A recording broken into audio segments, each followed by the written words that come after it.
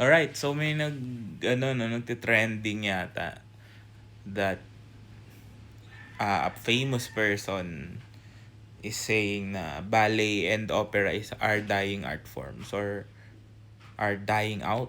Wala na daw may pakialam sa ganong klaseng work, no?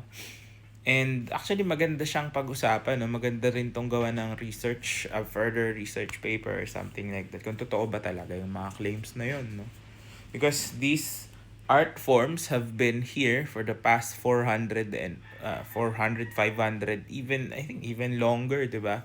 If you consider other primitive ways of entertainment uh, before, no?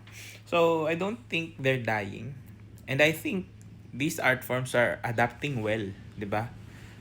In our uh, generation as well. Kasi sabi ko nga, 'di ba, nung on a previous video, ang dami na namang ulit interested sa orchestras, ang dami ulit interested sa classical music, and ballet and opera is part of classical music, 'di ba?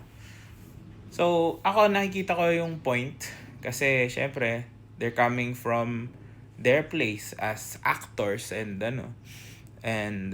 showbiz people. So lagi silang exposed sa mainstream media, 'di ba? Kasi well, if we're just being honest about it, hindi na mainstream ang opera and ballet. It hasn't been mainstream in like 100 to 200 years na.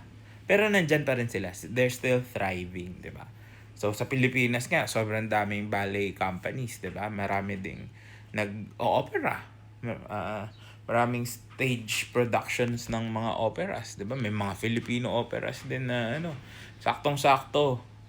Dumaan sa memories ko this day, I think 3 or 4 years ago, we did No Limit Tangere opera. That was, I think, second run nung opera within the span of, I think, 3 or 4 years. So, in the Philippines, I could say na sobrang active pa din, no? O, sa March 13 to 15, 'di ba? May Sleeping Beauty with MSO. May ballet tayo. So, I don't think it's dying. It's just that in context, ang nangyari kasi sa entertainment ng tao, because that before ballet uh, was you watching TV, pero alam mo yun, wala bang TV nun, pupunta ka manonood ka ng shows, parang ganun eh. Ganun din yung opera instead of going to the movies kasi sila yung accessible that time. And then nung nagkaroon na ng other forms of entertainment and recording, naging mas madali nang mag-produce ng panibagong forms of work like movies, like TV shows, 'di ba?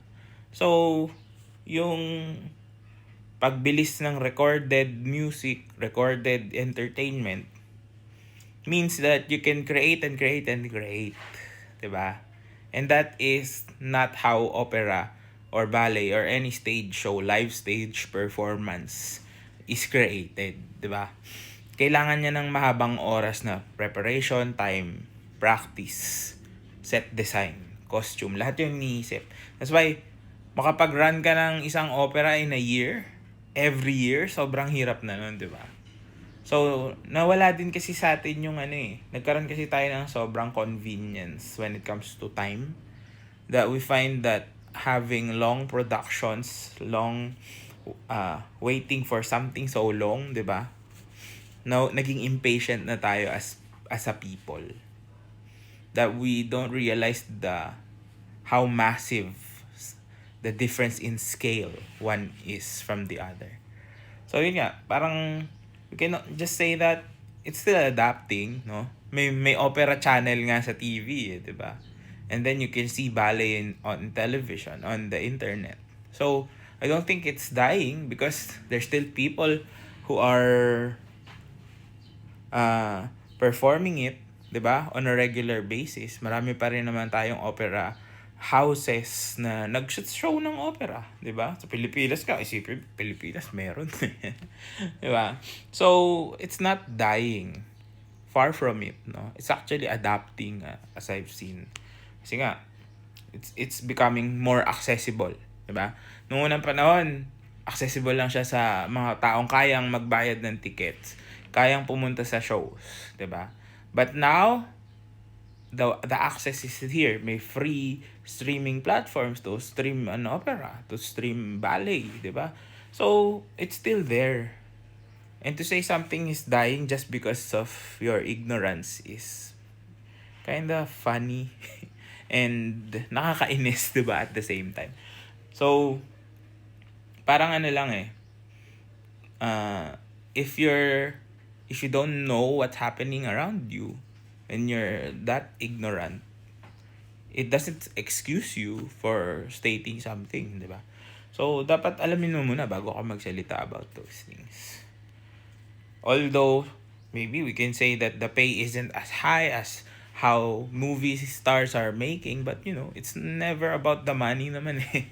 Nothing is pag pera lang yung ginagawa mo, you're not really an artist. And I think if you are really an artist, you would appreciate all types of art, all types of performances, all types of media, of medium, 'di ba? Because if you're truly an artist, kahit ano pa yan, you'll respect it because that's how artists are. Diba? We share. We might have different perspectives and values, pero we have to respect each other. Kasi tayo-tayo lang din naman. As a collective, diba? As artists, as human beings. Ganun tayo ka-importante. Sometimes lang, siguro, hindi natin masyado nararamdaman. But, I think we are in a society where whatever we want to do, kaya na natin gawin, di ba? If we want to stage an opera, we can make it as big or as small as we want. If you want ballet, ganun din. If you want to watch, madali, maraming pagkukuhanan, may video on demand, may concerts, di ba? So, the art forms are not dying. But you just have to look at it in how it's being prepared kung nasaan na tayo ngayon, di ba? Kasi it's still niche, sa totoo lang, di ba? And some things that is niche doesn't mean it's losing its credibility, or, di ba? Hindi lahat ng mainstream yun lang ang importante. Minsan yung mga nasa kasulok-sulukan na kailangan mo pang hanapin, di ba? It's an adventure to find those things, and yun nga yung masarap, di ba? Masarap hanapin. Kasi if it's not directly in your sightline, baka may importante ka din na mapupulot. So, no, these art forms are not dying. Classical music is not dying.